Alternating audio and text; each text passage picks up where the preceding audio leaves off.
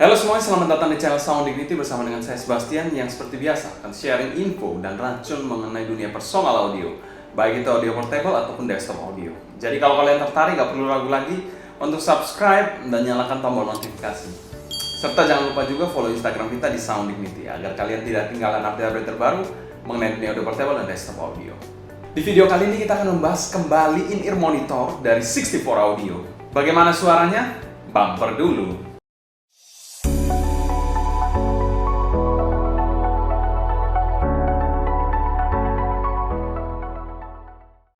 Panjang lebar mengenai 64 Audio pernah kita bahas di video-video sebelumnya, jadi kalian bisa lihat aja di video-video sebelumnya mengenai 64. Nah, di depan kita ini sudah ada line up terbaru mereka, yaitu U60.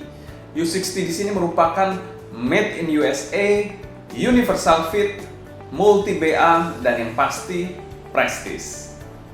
U60 ini merupakan in-ear monitor yang paling affordable dari line up Universal 64 Audio. Dipasarkan di harga 1.299 US dollar.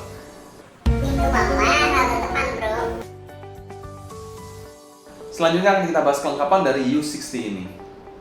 Oke, berikut adalah kelengkapan dari 64 Audio U60, yaitu ada case. Di sini case-nya sudah versi terbaru, yaitu leather case.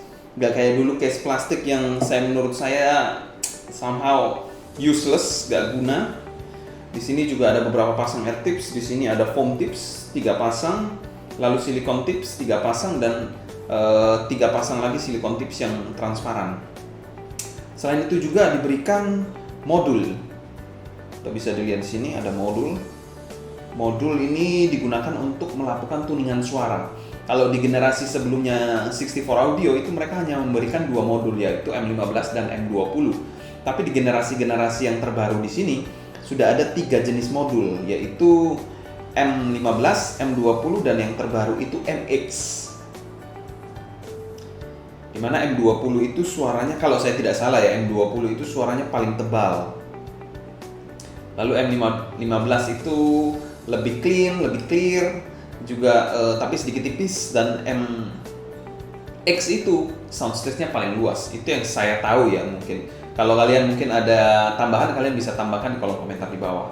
Kita bisa berdiskusi di situ. Jadi kelengkapannya di sini, ini juga ada satu yang terpasang di sini untuk modulnya. Ya, itu aja sih.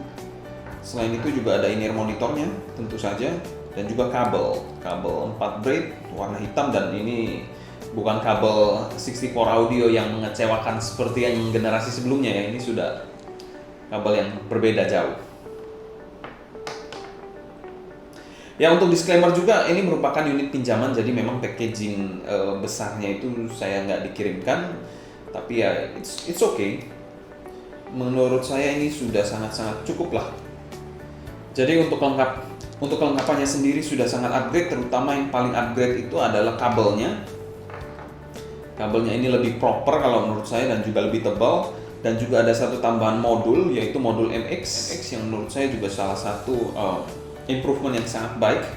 Air tipsnya juga menurut saya lebih lebih banyak diberikan juga. Selain itu yang paling penting dan tidak lain tidak bukan adalah case. Di sini case-nya juga sangat artistik dan lebih usable dibandingkan case yang pernah diberikan 64 Audio sebelumnya yang berbahan plastik, kotak plastik itu pakainya bikin sudah ribet, masukinnya sulit juga. Itu aja sih untuk kelengkapan dari 64 Audio U60. Selanjutnya akan kita bahas build quality dari U60 ini.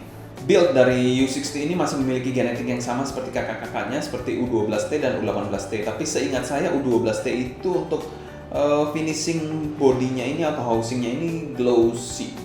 Ini akan finishingnya doff, jadi memberikan kesan yang lebih elegan kalau menurut saya. Shell-nya juga universal, dan universalnya di sini rata ya. Kalau kita lihat di sini nggak ada. Kalau misalnya CM biasanya ada yang cekung gitu biasanya, tapi di sini rata sih. Dengan bahan metal tentunya. Ini bahannya metal. Dengan finishing drop. Untuk bagian faceplate-nya di sini dia menggunakan faceplate. Ini berbahan apa ya? Plastik mungkin ya. Dengan tulisan 64 audio yang glossy dan juga reflektif seperti ini. Ini juga tempat modulnya. Untuk nozzle-nya ini perlu diperhatikan bahwa nozzle-nya ini memang dari U12T, U18T memang panjang-panjang semua, karena di dalam nozzle di sini itu ada TIA drivernya. Jadi TIA drivernya itu ada di dalam nozzle sini, mungkin nggak kelihatan kalau di sini. Enggak sih. Nah, untuk bagian konektornya sendiri ini, konektornya sudah detachable dual pin. Untuk kabelnya, kalau kita lihat kabelnya ke bawah, jadi tapi ini masih sama seperti yang sebelumnya, bahannya plastik. Untuk male pinnya, untuk kabelnya di bagian splitternya di sini sudah upgrade banget, bahannya dari metal ini. Ada lambang 64 audionya di sini. Kalau kita lihat lagi ke bawah, ini kabelnya 4 braid ya, 4 braid berwarna hitam yang sangat-sangat kokoh dan sedikit kaku kalau menurut saya. Di sini adalah kabel 4,4 mm kebalik Pentacon yang sudah tidak diragukan lagi tentunya.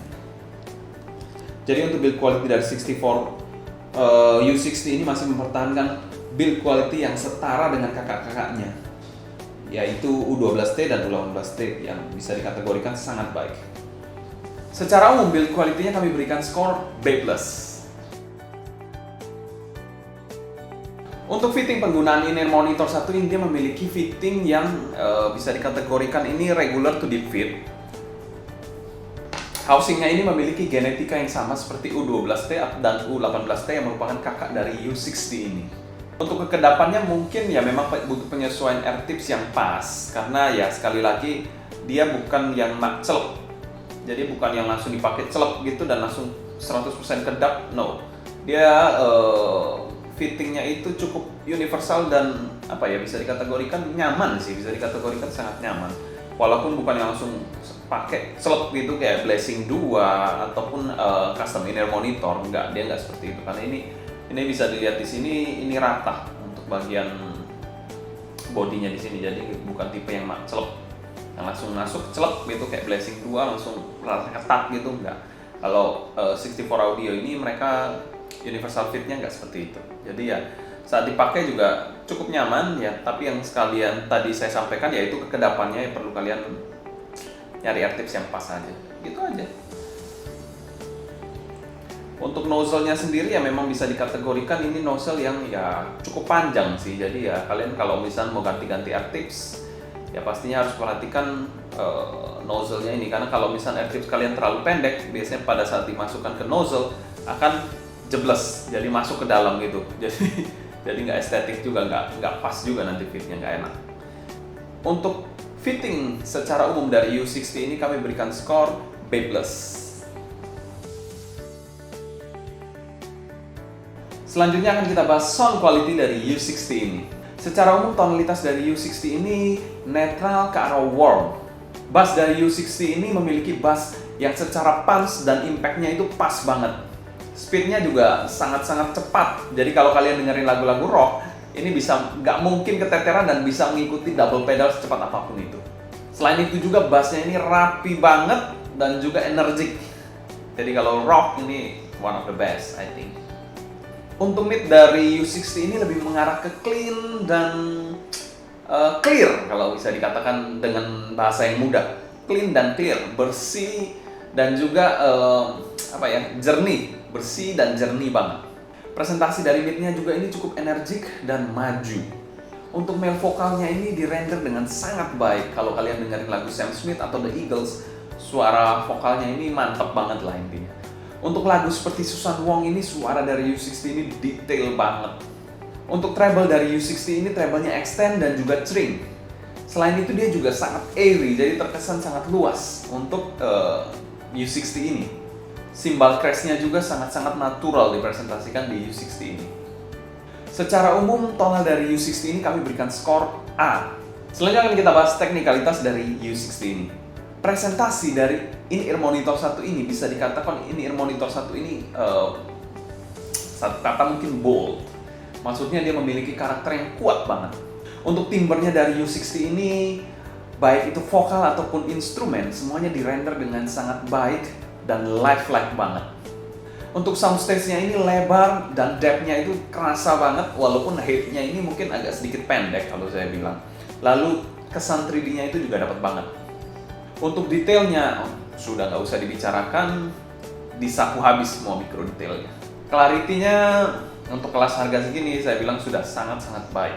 Lalu separasi imaging dan positioning, separasinya itu sangat-sangat baik, tidak ada lengket-lengketnya juga, bisa dipisah-pisahkan dengan sangat tegas. Imagingnya juga dapat banget, didukung dengan soundstage yang tadi saya katakan depth-nya, lebarnya juga sangat-sangat bagus dan 3D. Untuk positioningnya dari in-ear monitor U60 ini sangat-sangat pinpoint tentunya. Secara umum kami berikan skor amin untuk teknikalitas dari U60 ini. Selanjutnya kita bahas pro dan cons dari U60 ini. Cons yang pertama dari U60 ini ya tentu saja harganya untuk universal fit mahal sih kalau saya bilang. Walaupun sudah diklaim ini paling affordable, tapi affordable-nya $1,299 US. Oh my god. Untuk cons yang kedua dari U60 ini tentunya tonalnya ini bukan tonal yang sweet. Jadi dia mengarah ke tonal yang clean dan clear.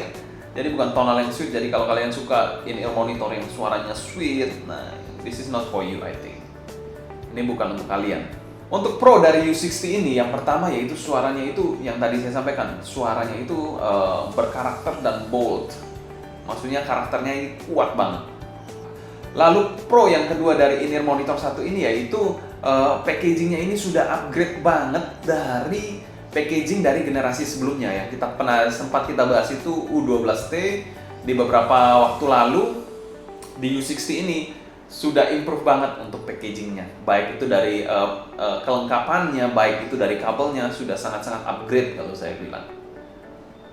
Untuk value for money dari in-ear monitor satu ini dengan karakter suara yang bold dan tegas, secara value for money kami beri skor B+, dan ini masuk kategori yang good value. Kesimpulan, kalau kalian suka dengan lagu-lagu cepat, in-ear monitor ini salah satu pilihan yang tepat. Dengan tonal balance dan teknis yang sangat baik, serta presentasi yang clean dan juga clear, membuat in-ear monitor satu ini jadi in-ear monitor 6 balancer armatur yang patut untuk diperhitungkan. Oke, kita akan membahas mengenai dua in-ear monitor ini, di mana in-ear monitor ini mewakili negara USA dan Jepang. Di USA diwakili oleh 64 Audio dan Jepang dengan Sony. M9 menggunakan 5 balancer armatur dan U6T ini menggunakan 6 balancer armatur. Sama-sama pengguna balancer armatur full. Jadi bukan hybrid tapi pengguna balancer armatur full. Dipasarkan di harga yang hampir-hampir mirip. Kalau di Indonesia kita bilang aja ini mungkin sekitar 16 jutaan lebih. Ini juga ya mungkin 15-16 jutaan. Hampir-hampir mirip lah. Dengan konfigurasi yang sama, yaitu balancer armatur, full balancer armatur, tapi ada perbedaan jumlah. Di sini lebih banyak satu balancer armatur. Untuk yang saya tahu dari U60 ini dia menggunakan 2 balancer armatur untuk bass, 2 balancer armatur untuk mid, dan 2 balancer armatur untuk high. Salah satunya adalah TIA driver di U60 ini. Nah, bagaimana perbedaan suara dari kedua in-ear monitor ini? Di kelas harga di atas 10 jutaan, kedua in-ear monitor ini memiliki teknikalitas yang bisa dikategorikan top notch. Untuk tonalitasnya secara umum mereka memiliki tonalitas yang hampir-hampir mirip, yaitu neutral to warm. Mungkin agak sedikit lebih warm di U60 ini. Tapi akan kita bahas nanti lebih detailnya. Untuk bassnya ini, dari kedua in-ear monitor ini, bassnya ini saya rasa lebih cepat. Transiennya juga di U60 ini lebih clean hit, lebih secara body lebih tebal, juga lebih punch-nya lebih dalam di U60 ini dibandingkan M9 ini. M9 ini lebih light bassnya, lebih pas lah intinya. Untuk nyantai juga lebih pas. Di sini lebih agresif bassnya.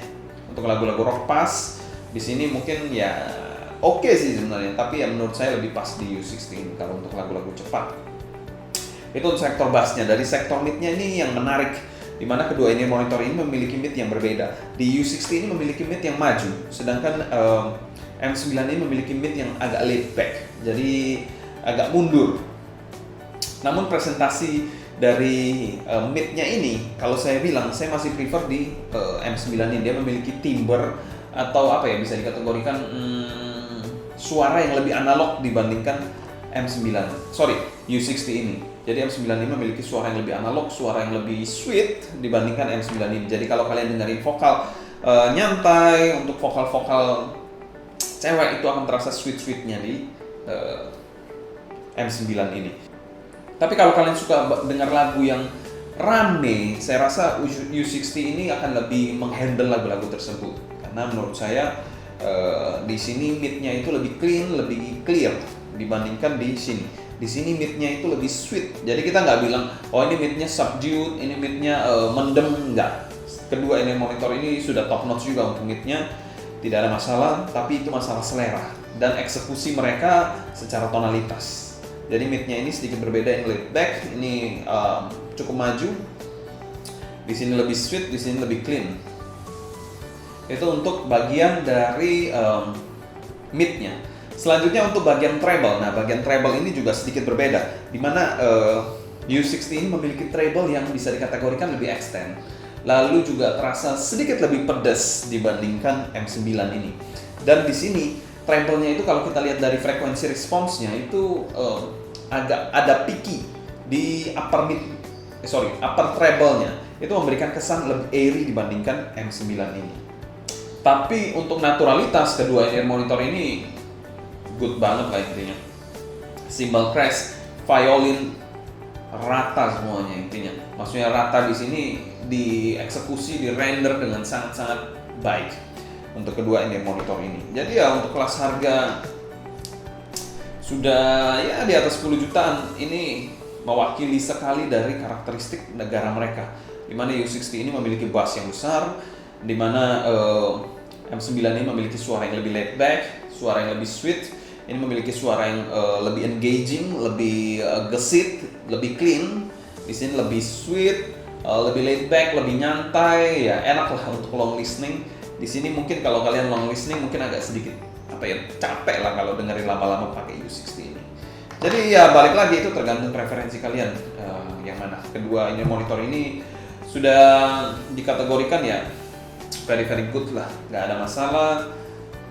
Ya very good job for Sony N64 Audio.